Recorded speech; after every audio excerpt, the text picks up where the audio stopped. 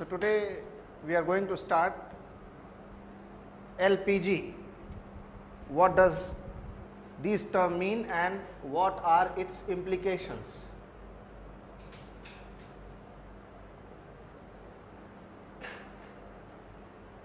ये जो उदारीकरण, निजीकरण, भूमंडलीकरण, ये तीन शब्द हैं, इनके अर्थ क्या हैं और इनके अभिप्राय, प्रभाव, परिणाम क्या है? Most of us think that liberalization, privatization, globalization, they are having similar meaning.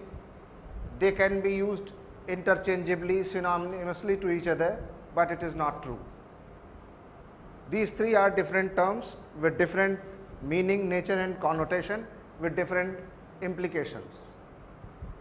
यानी हम लोग ये समझते हैं प्रायः कि उदारीकरण, निजीकरण, भूमंडलीकरण ये एक समानार्थी या पर्यायवाची शब्द हैं जिनको एक दूसरे स्थानों पर प्रयोग किया जा सकता है, तो ये सही नहीं है। ये तीनों अलग अलग शब्द हैं, इनके अलग अलग अर्थ, अभिप्राय और प्रभाव हैं। There is another misconception that globalization is something very new to India, which came after 1990s.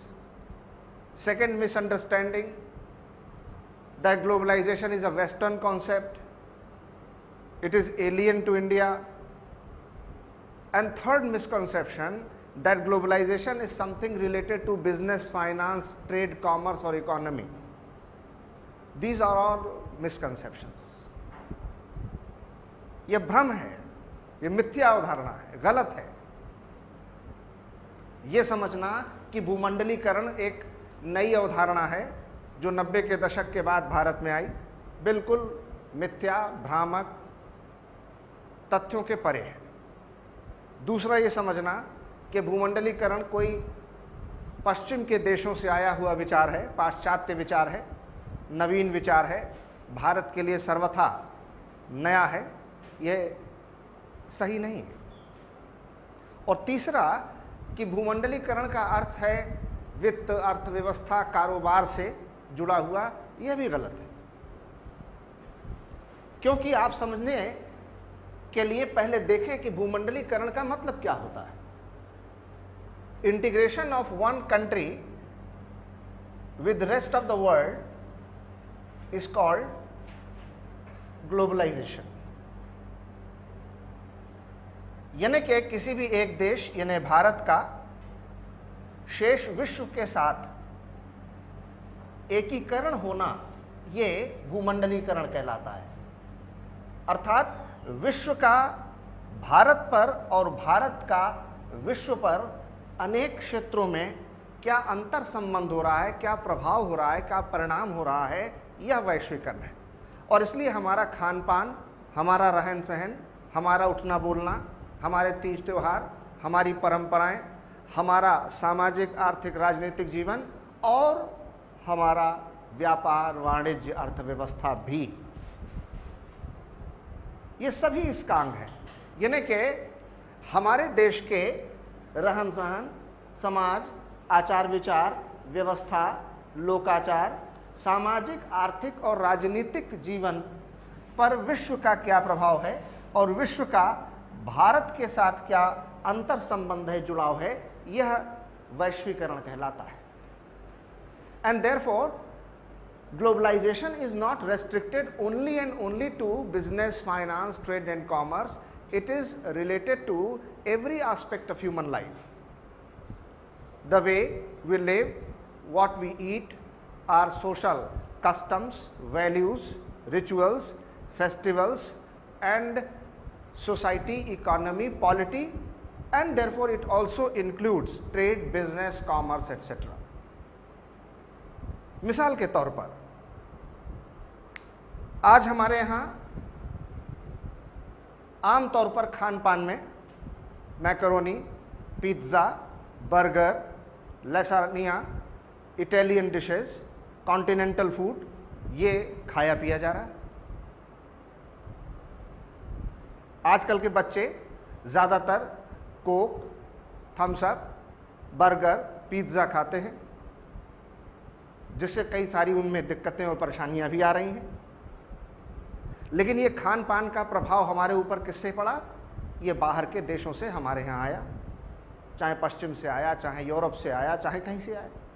लेकिन ये खान पान का असर आज के 15 साल 20 साल पहले जो हम आम तौर पर खाते पीते थे उसमें चाउमीन वगैरह नहीं होते थे। बहुत कम बड़े बड़े शहरों में सुनने को आता था कि चाइनीज़ डिश कहीं मिलती है, कोई बड़े 5 स्टार होटल और रेस्टोरेंट। आज आप अलीगंज से कपूरथला चले जाइए, चौराहे से पहले सड़क के दोनों तरफ चौमीन चौमीन चौमीन का ठेला लगाए, मोमोज बेचते, न जाने आपको कितने छोटे छोटे दुकानदार कारोबार मिले, और सब चल रहे हैं।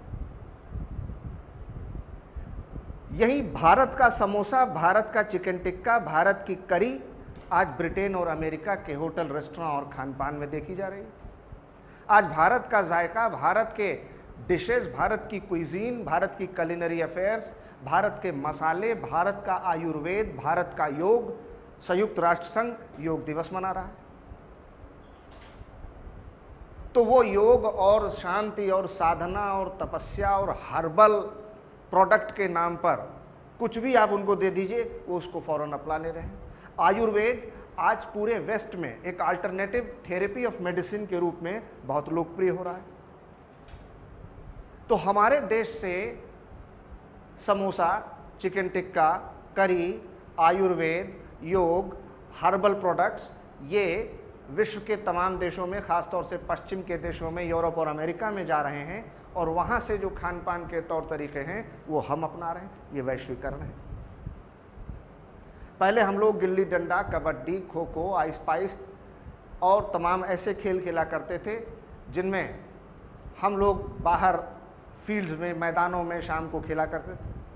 आजकल आप देखिए तो जो बच्चे हैं हाई स्कूल, इंटर तक के या उनसे नीचे, 8th 9th 10th 5th 6th 7th, पहले हम सब लोग अपनी अपनी कॉलोनी में, अपने अपने घरों के बाहर खूब खेल खेला करते थे।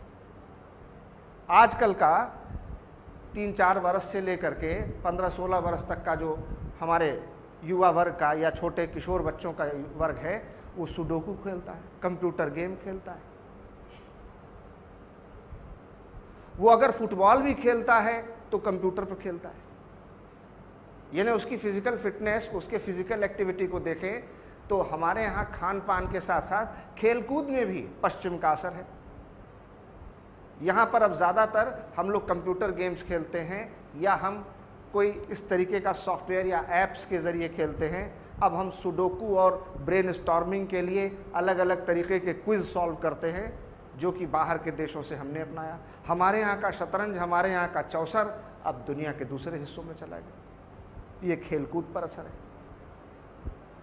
अगर हमारे यहाँ पर तीज त्यौहार की बात करें तो दिवाली पर लक्ष्मी गणेश से लेकर झालरों तक, होली पर पिचकारियों से लेकर और सभी छोटे छोटे खिलौने तक सब चीन के आ गए।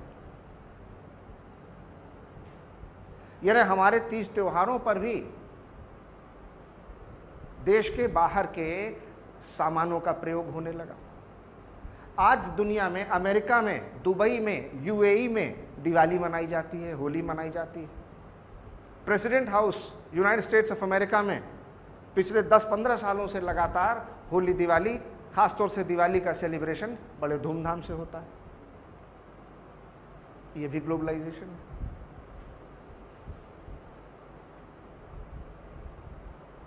यानी कि जो हम विश्व के दूसरे हिस्सों से कुछ अपने जीवन में अपनाते हैं, जो कुछ हमारे यहाँ के आदत, चाल चलन, खान पान, व्यवहार को विश्व के दूसरे हिस्सों में अपनाया जाता है, ये सब भूमंडलीकरण है। उसमें अर्थव्यवस्था, वित्त, व्यापार एक छोटा सा हिस्सा है। So trade, business, commerce, economy, finance is just one such a small part of it. It is not only globalization means trade, business, finance and commerce. तो जब बड़ी बड़ी विदेशी कंपनियां, बड़े बड़े विदेशी संस्थान, बड़े बड़े मल्टीनेशनल्स, फॉरेन बैंक्स जब ये हिंदुस्तान में आ रहे हैं, इन्वेस्टमेंट कर रहे हैं, इंस्टीट्यूशनल इन्वेस्टमेंट कर रहे हैं या डायरेक्ट इन्वेस्टमेंट कर रहे हैं या फॉरेन डायरेक्ट इन्वेस्टमेंट हो रहा है, इंफ्रास्ट्रक्चर से लेकर कॉस्मेटिक्स तक, कॉस्मेटिक्स से लेकर FMCG, fast moving consumer goods तक, सब जगह आज विदेशों के कंपनियां, विदेशों के सामान हमारे देश में हैं। और हमारे देश में टाटा, बिरला, रिलायंस, ये विदेशों में जा रहे हैं। आज हमारे यहाँ की बड़ी इंडियन कंपनीज फोर्ब्स 500, फॉर्च्यून 500 की लिस्ट में है। न्यूयॉर्क स्टॉक मार्केट से लेकर के दुनिया के बड़े जगहों पर वो शेयर मार्केट में लिस्ट हो रही है। यानी ग्लोबलाइजेशन का मतलब है विश्व का दूसरे देश के साथ जुड़ाव, अंतर संबंध, प्रभाव, आदान प्रदान, लेन देन, और ये किसी भी क्षेत्र में हो सकता है।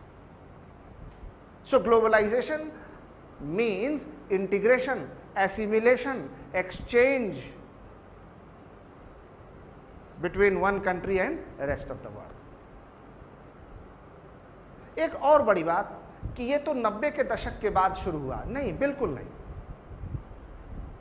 आप भारत का इतिहास उठाकर देखिए, मेगास्थनीज, फाहियान, वेनसांग, न जाने ऐसे कितने विदेशी यात्रा करने वाले लोगों के आपको वृत्तांत मिलेंगे इतिहास में, जिन्होंने भारत का उस समय का इतिहास लिखा। यहाँ के लोग कैसे रहते थे, क्या खाते थे, क्या पीते थे, पढ़ना लिखना कैसा था, सामाजिक चाल चलन कैसा था, आचार व्यवहार कैसा था, शिक्षण संस्थान कैसे थे।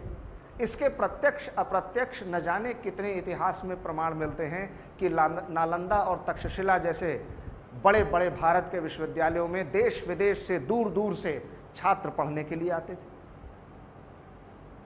जो अब हमारे यहाँ से कैम्ब्रिज, ऑक्सफोर्ड, हार्वर्ड जा रहे हैं। एक ज़माना था जब विदेशों के लोग हमारे यहाँ पढ़ने आते थे।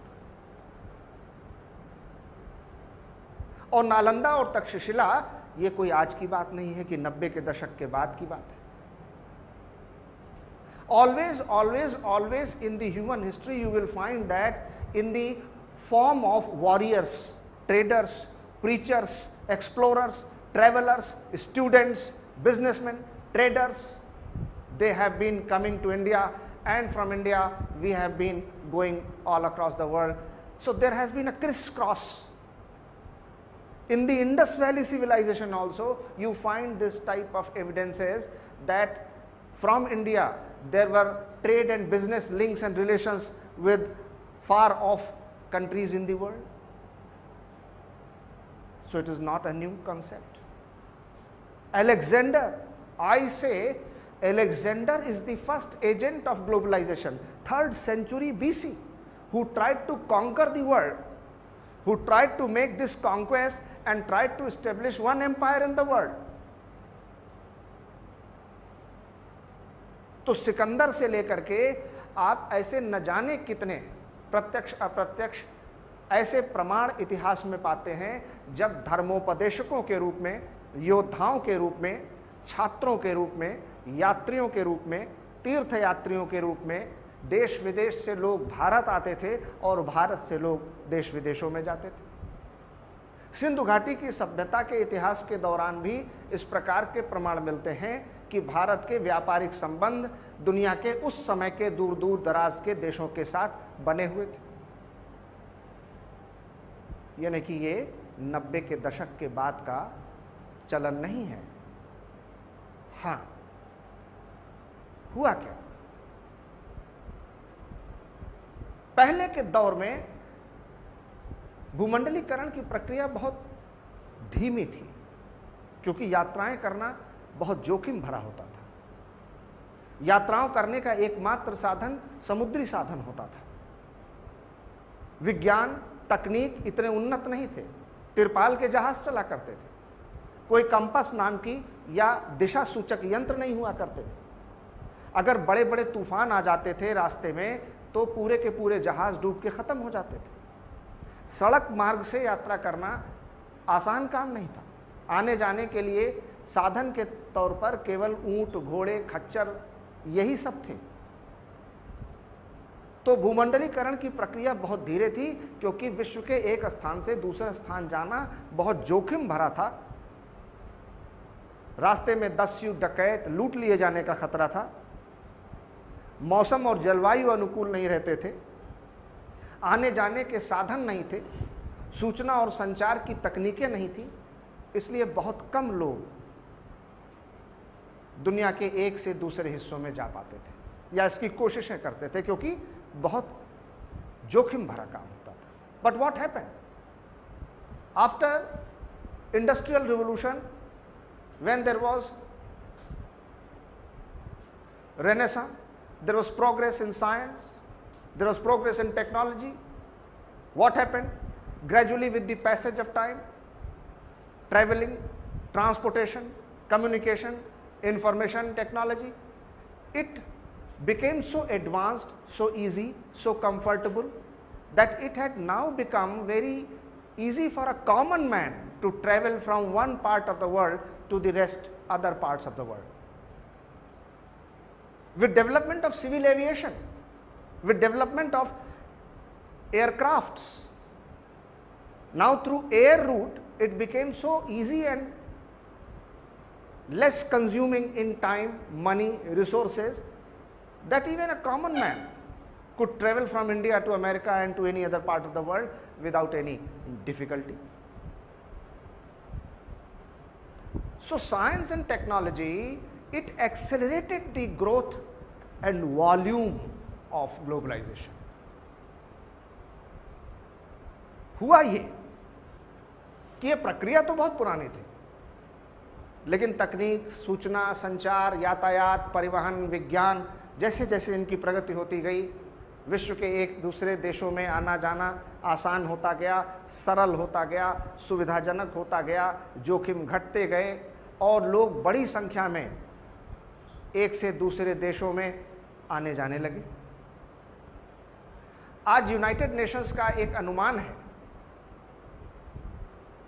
कि विश्व में किसी भी 24 घंटे में 1 सेकंड पर पृथ्वी के वायुमंडल में, आकाश में 10 लाख लोग हमेशा पृथ्वी के ऊपर रहते हैं. जो दुनिया के एक देश से दूसरे देश हवाई जहाज में जा रहे हैं, इतनी बड़ी आबादी पृथ्वी पर नहीं है, आकाश में 10 लाख लोग हमेशा उड़ रहे हैं. इस समय भी आसमान में, जब हम लोग यहाँ बैठे क्लास में लेक्चर कर रहे हैं, 10 लाख लोग ऊपर बैठे आसमान में, जहाज़ों में आ जा रहे हैं हर 1 सेकंड में पूरी दुनिया में.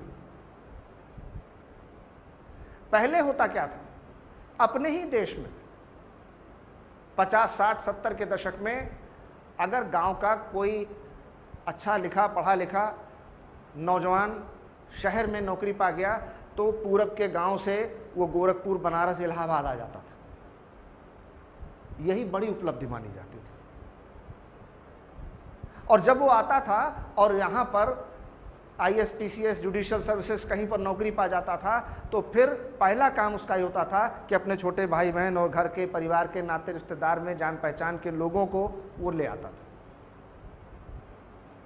तो जो 60-70 के दशक में गांव से शहर आए, आसपास के जिलों में आए, गोरखपुर आ गए, बनारस आ गए, इलाहाबाद आ गए, जब उनकी दूसरी पीढ़ी आई 80 के दशक में, तो अब वो इलाहाबाद से, बनारस से, गोरखपुर से अब दिल्ली, कलकत्ता, मुंबई जाने लगे, थोड़े और बड़े शहरों में जाने लगे, थोड़ा देश के ही भीतर दूर दराज के बड़े शहरों में जाने लगे. और 90 के दशक में जो लोग मुंबई, कलकत्ता, मेट्रोज में पहुंच गए, दिल्ली में पहुंच गए, वो Britain, America, France, Dubai, Jeddah जाने लगे. आज अमेरिका में, भारत में, बेंगलुरु में, हैदराबाद में, शिकागो में, न्यूयॉर्क में ऐसी बड़ी बड़ी कंपनीज हैं जहां एक छत के नीचे आप जब अमेरिका की उस कंपनी में जाएंगे, गूगल में जाएंगे, फेसबुक में जाएंगे या किसी मल्टीनेशनल कंपनी में जाएंगे, तो आप देखेंगे एक ही कंपनी में, एक ही फैक्ट्री में, एक ही ऑफिस में काम करने वाले 4 इंडियन हैं, 2 कोरियाई हैं, 3 चाइनीज़ हैं, 1 ब्रिटिश है, 2 फ्रांस और जर्मनी के हैं, कोई कीनिया का है, कोई अफ्रीका का है. यानी कि अलग अलग संस्कृति, अलग अलग भाषा, अलग अलग धर्म, अलग अलग सोच, अलग अलग सामाजिक, आर्थिक, शैक्षणिक पृष्ठभूमि के लोग एक ही जगह पर, एक ही छत के नीचे काम कर रहे हैं. So it's a mixture and amalgamation of so many culture, so many languages, so many rituals, so many social thought, belief, value system. You learn a lot, you give a lot, you take a lot, and you become more and more exposed, more and more open to the world. पहले जब हम अपने गांव में रहते थे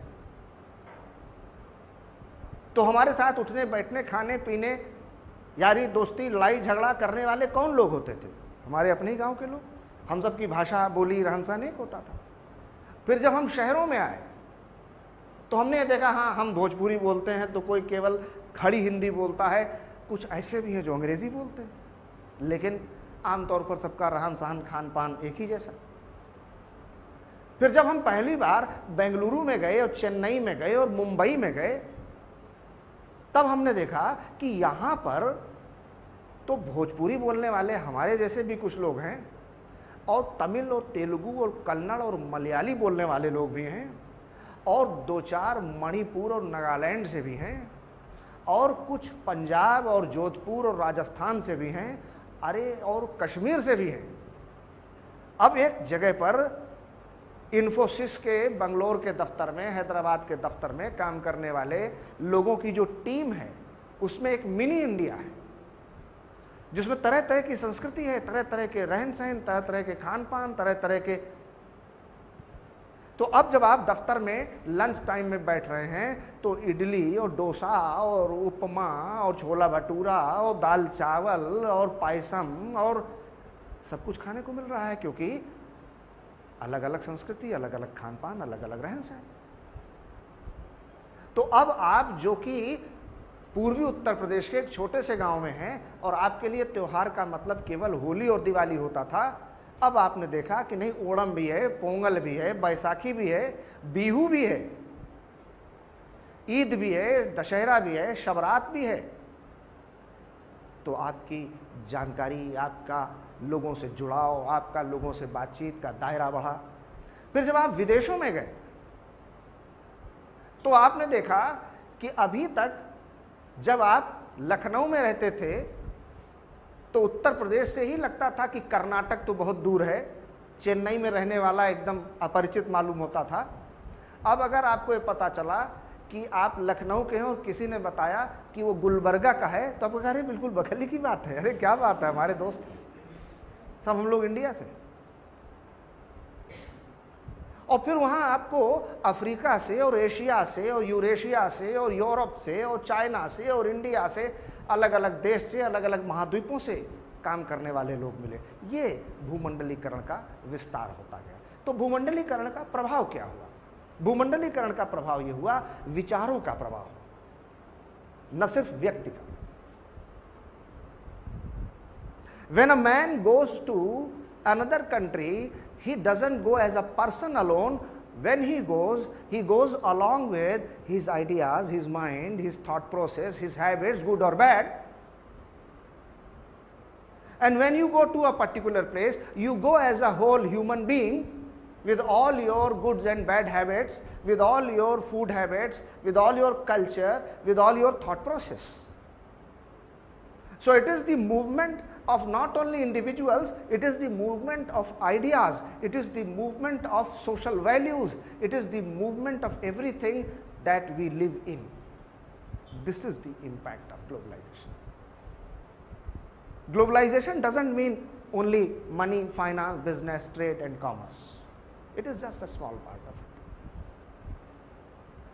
तो जब आप जाते हैं तो आप केवल एक व्यक्ति के रूप में नहीं जाते, आप जब जाते हैं तो अपनी पूरी विचारों के साथ, व्यक्तित्व के साथ, अपनी अच्छी बुरी आदतों के साथ जाते हैं। तो आप अपनी संस्कृति, अपनी भाषा, अपना धर्म, अपने मूल्य, अपनी सोच भी ले जाते हैं। और इस तरह से हर वो व्यक्ति जो दुनिया के किसी भी हिस्से से कहीं पर भी जाता है तो वो अकेले नहीं जाता, वो अपने साथ अपना पूरा व्यक्तित्व, अपना पूरा विचार, अपनी सोच लेके जाता है। यह वैश्वीकरण का प्रभाव है कि पूरा विश्व एक छोटे से गांव में तब्दील हो जाता है, जहां विश्व के सभी हिस्सों की संस्कृतियां, भाषा और सामाजिक, आर्थिक, राजनीतिक एकीकरण के, सम्मिश्रण के, लेन देन के, आदान प्रदान के प्रभाव और परिणाम देखने को मिलते हैं। So what we find, what we see, it is the intermingling, it is the assimilation, it is the give and take, it is the exchange of our values, culture and everything. Have you understood this?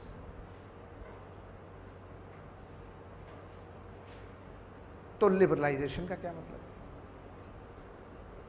उदारीकरण। हम लोग प्राय समझते हैं कि उदारीकरण का भी मतलब कुछ रुपया पैसा लेन देन व्यापार वाणिज्य से, कुछ ये भूमंडलीकरण से जुड़ा नहीं। Relaxation and reduction in rules and regulations making it more people's friendly is called liberalisation. नियमों प्रक्रियाओं में सरलीकरण करना, उन्हें शिथिल बनाना, उनकी संख्या को कम करना, उन्हें अधिक जनप्रिय और जनहितैषी बनाना, इसको कहते हैं उदारीकरण। यानी पहले जब केवल सरकारी फ़ोन कंपनी आपके घरों में फ़ोन लगाती थी तो आपको फ़ोन के लिए अप्लाई करना होता था, तो एक रजिस्टर के बराबर फॉर्म भरना होता था, तरह तरह के सर्टिफिकेट लगाने होते थे, तरह तरह के उसमें फॉर्मेलिटीज़ और रिटन डॉक्यूमेंट लगाने पड़ते थे। अब आप अपना आधार कार्ड लेके किसी दुकान पे गए, आपने चिप लिया, आ जाइए, हो गया, काम खत्म, वेरी इजी। पहले आपको बैंक में खुद जा करके कोई बैंकिंग सर्विसेज अवेल करनी पड़ती थी, पहले आप गवर्नमेंट दफ्तरों में खुद सीधे जा करके कोई एप्लीकेशन वगैरह देते थे तो काम होता था। अब घर बैठे कंप्यूटर पर आपने उस दफ्तर का, ऑर्गेनाइजेशन का पोर्टल, वेबसाइट पर या एक जगह है, इंटरनेट से, कंप्यूटर से सब कुछ भेज दिया, ले लिया। ये है लिबरलाइजेशन। और जैसे जैसे सरकार अपने कार्यों को, अपने जिम्मेदारियों को, अपने अधिकारियों को निजी क्षेत्रों में सौंपती जाती है, निजी क्षेत्र का दायरा बढ़ता जाता है, वो कहता है निजीकरण, privatisation. When government transfers its functions and authority to the private sector, then it is privatization. Is that very clear?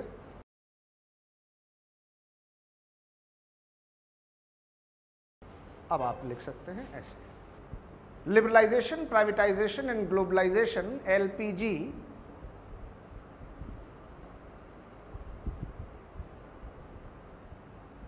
उदारीकरण, निजीकरण और भूमंडलीकरण, LPG,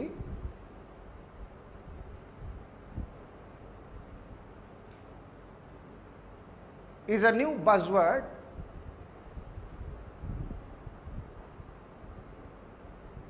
popularly being discussed these days. एक नया लोकप्रिय शब्द है जिन पर व्यापक चर्चा, विचार विमर्श वर्तमान में किया जाता है।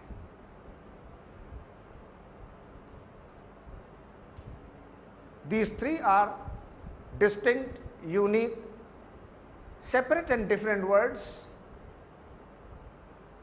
ये तीनों पृथक, अद्वितीय और विशिष्ट शब्द हैं,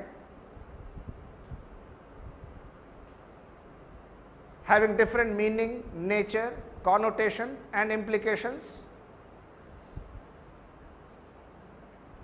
जिनके अलग अलग अर्थ, निहितार्थ, परिभाषा, प्रभाव और परिणाम हैं।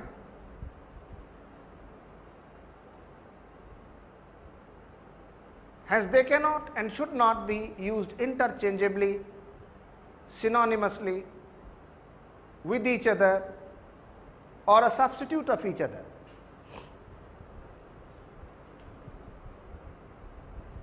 अतः इन्हें एक दूसरे के समानार्थी, पर्यायवाची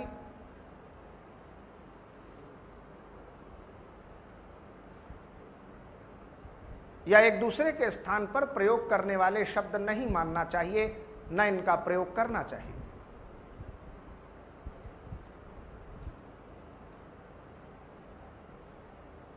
Hence liberalization means reduction and simplification of rules, regulations, procedures। अतः उदारीकरण का अर्थ है नियमों और प्रक्रियाओं को सरल, सुविधाजनक और संख्या में कम करते जाना, so as to make it more people's friendly,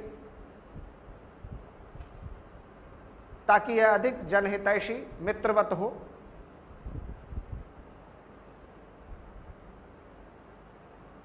reducing complications, structural and functional bottlenecks, जिससे जटिलताएं कम हो। संरचनात्मक प्रकार्यात्मक अवरोधों को न्यून किया जा सके।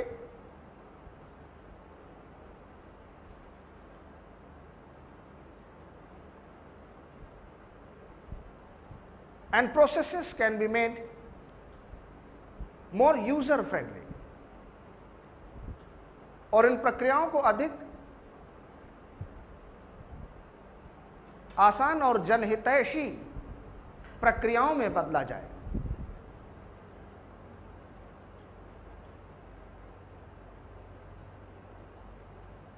Whereas privatization means, जबकि निजीकरण का अर्थ है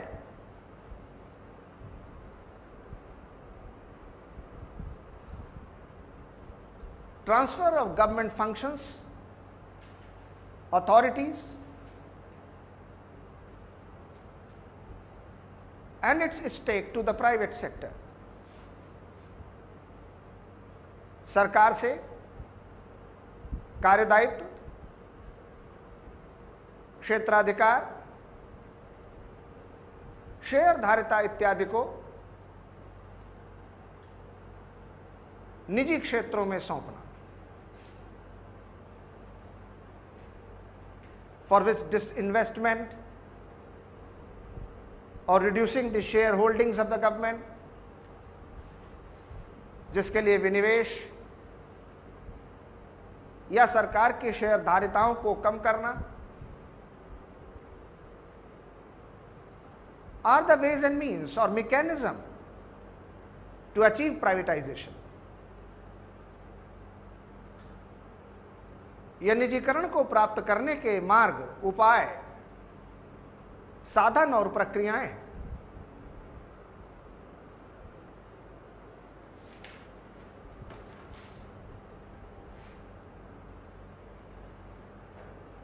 लाइकवाइज, समानतः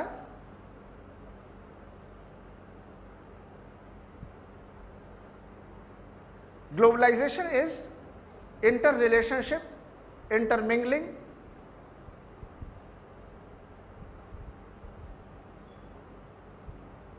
and exchange of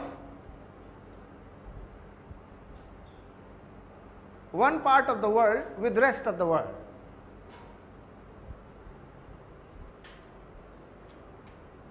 विश्व के किसी हिस्से का शेष विश्व के साथ एकीकरण, जुड़ाव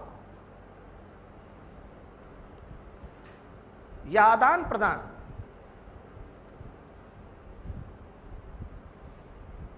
वैश्वीकरण या भूमंडलीकरण कहलाता है।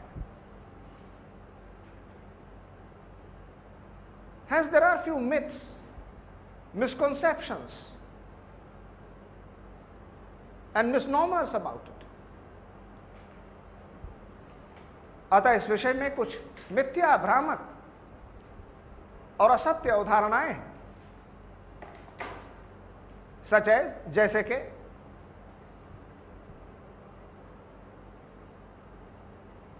Globalisation is something very new और एलियन टू इंडिया। वैश्वीकरण भारत के लिए कोई नया और अपरिचित विचार है।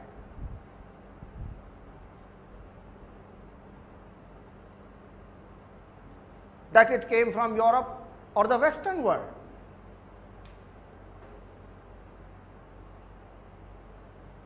कि यह यूरोप या पाश्चात्य विश्व से आया है।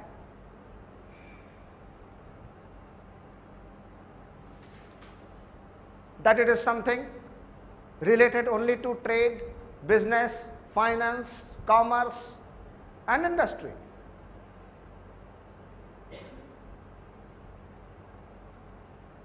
कि यह सिर्फ व्यापार, वाणिज्य, अर्थव्यवस्था,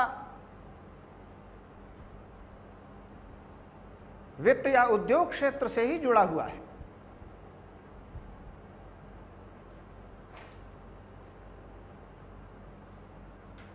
and that it began only after 1990s in India. यह भारत में केवल 1990 के दशक या उसके बाद प्रारंभ हुआ।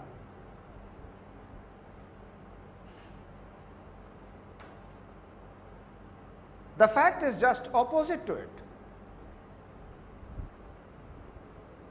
जबकि तथ्य इसके ठीक विपरीत है।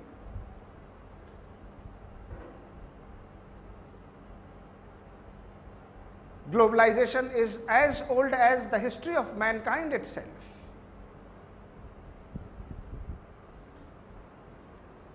भूमंडलीकरण मानव इतिहास जितना ही पुराना और प्राचीन है,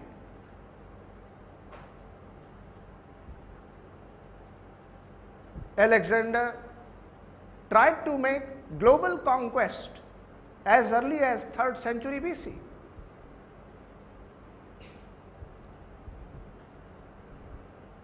सिकंदर ने 3 शताब्दी ईसा पूर्व ही समूचे विश्व को जीतने का प्रयास किया था।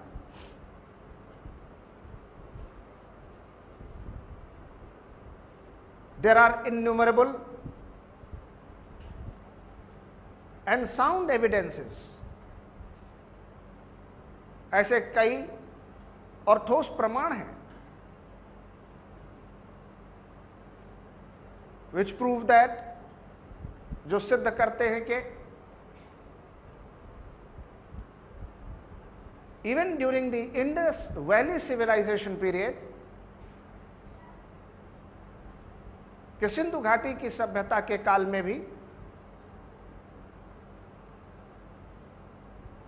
India had trade and business relations with far off rest of the world. Bharat के आर्थिक और व्यापारिक संबंध सुदूर और शेष विश्व के दूसरे देशों से थे। In the Mesopotamian civilization,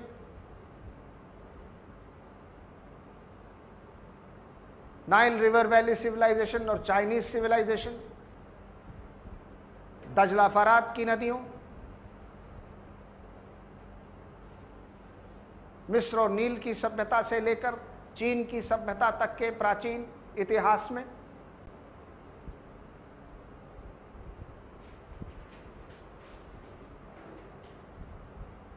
there are evidences and traces of interrelationship and global contacts with each other.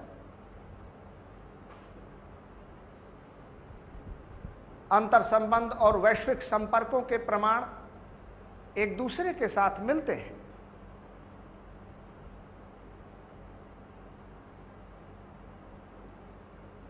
Arab travelers regularly and continuously visited India.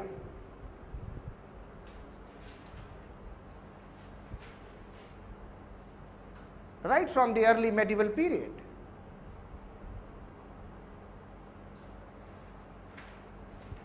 अरब देशों के व्यापारी पूर्व मध्यकाल से ही भारत में आते जाते रहे। Right from Megasthenes, Fayan, Wensang, and other foreigner travel accounts, Megasthenes से वेनसांग फायान तक न जाने कितने विदेशी यात्रियों के वृत्तांत मिलते हैं।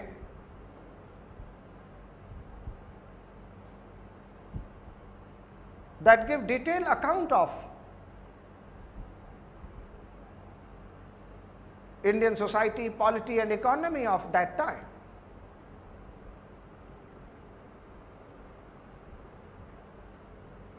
जो उस समय के भारतीय समाज, अर्थव्यवस्था और राजनीतिक जीवन का विवरण प्रस्तुत करते हैं।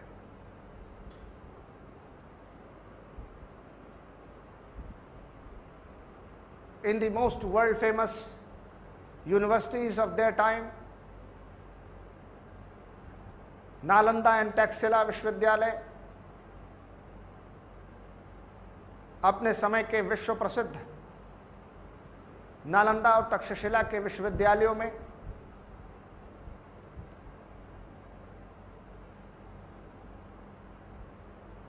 many students from foreign countries used to stay and study in India. विदेशों के छात्र भारत में आकर रुकते और अध्ययन किया करते थे।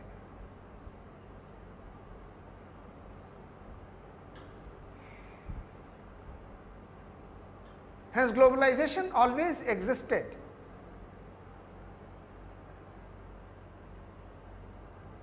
अतः भूमंडलीकरण सदैव अस्तित्व में था।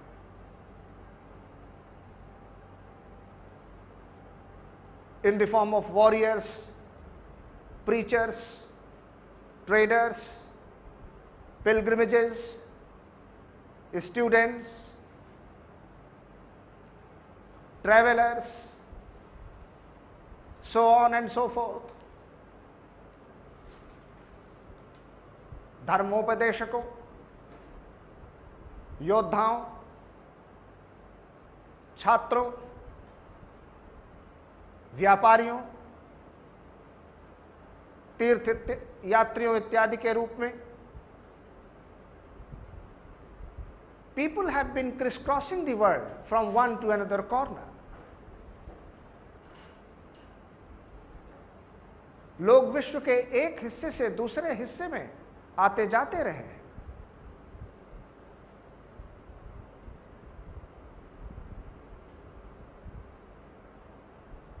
Hence globalization is not a new phenomenon.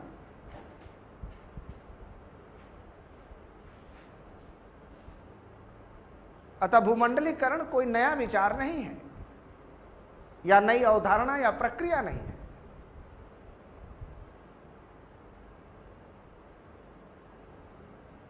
Yes, earlier it was slow.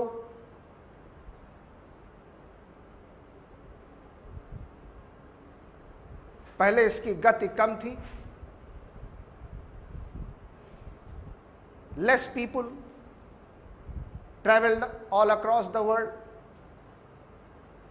कम ही लोग थे जो विश्व के एक से दूसरे हिस्सों में आते जाते थे।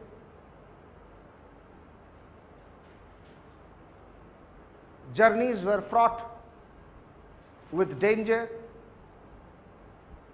यात्राएं खतरों से भरी होती थी। There were many risks in traveling. आने जाने में कई तरह के जोखिम उठाने पड़ते थे।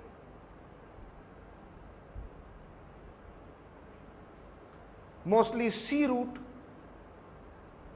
was the only preferable mode of transportation.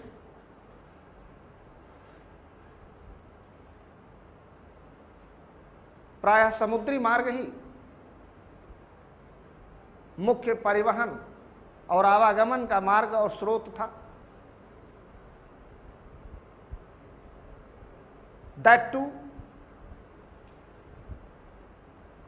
climatic and hostile conditions made it more difficult.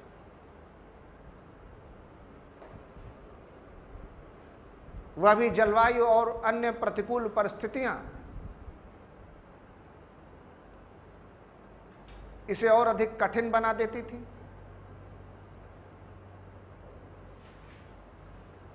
Through land routes, camel, horses, mule were the only mode of transportation.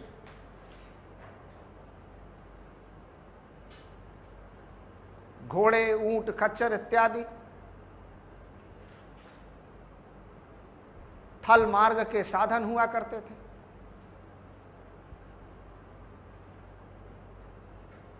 It was not easy to cross terrain or mountainous, hilly or forest region.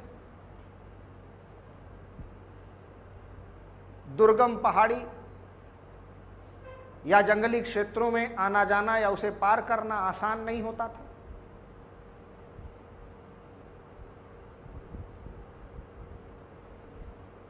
But with the gradual progress and advancement of science, technology, travel, transportation and communication, किंतु जैसे जैसे विज्ञान, तकनीक और प्रौद्योगिकी का उन्नयन और विकास होता गया,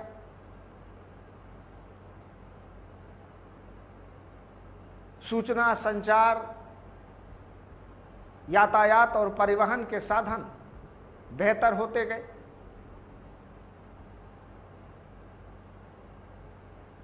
journeys became more easy, comfortable and within the reach. यात्राएं करना अधिक सरल, सुगम, सुविधाजनक और पहुंच के भीतर होती गई।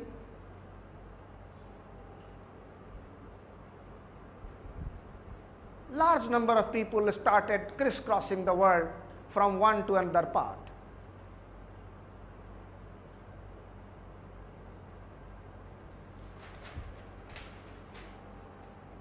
बड़ी संख्या में लोग विश्व के एक से दूसरे हिस्सों में आने जाने लगे।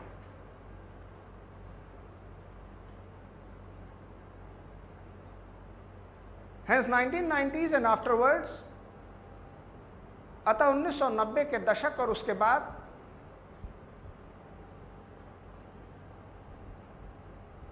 it is only the speed of globalization which was accelerated.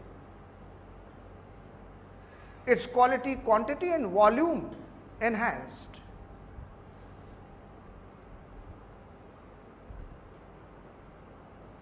भूमंडलीकरण की गति और तीव्र होती गई, प्रक्रिया और विशाल होती गई, इसका दायरा बढ़ता गया, अधिकाधिक लोग इसमें शामिल होते चले गए।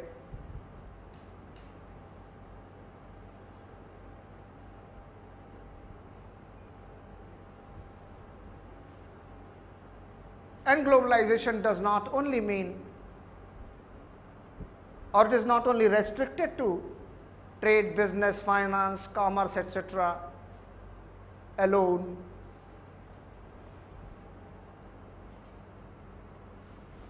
यह केवल व्यापार, वाणिज्य, वित्त या अर्थव्यवस्था तक ही सीमित नहीं रह गया।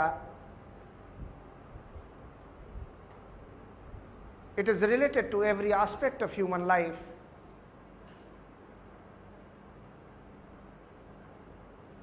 ये मानव जीवन के सभी पहलुओं से जुड़ा है।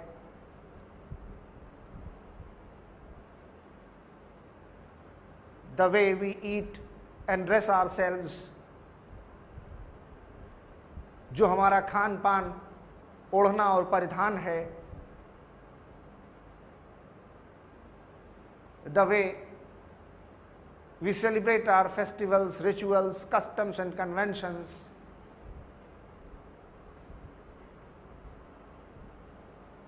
जिस तरह से हम अपनी परंपराएं, रूढ़ियां, तीज त्योहार इत्यादि मनाते हैं,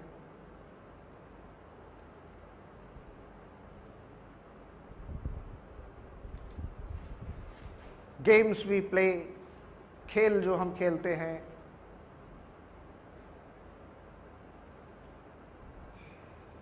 सोसाइटी, इकोनॉमी एंड पॉलिटी, समाज, अर्थव्यवस्था और राजनीति,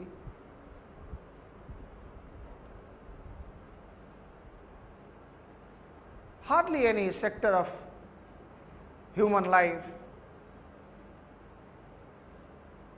शायद ही मानव जीवन का कोई क्षेत्र है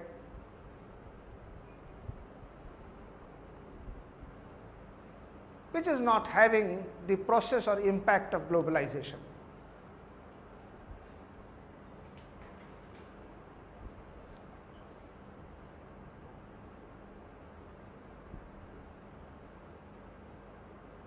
जिस पर भूमंडली का प्रभाव या प्रक्रिया या परिणाम देखने को न मिले।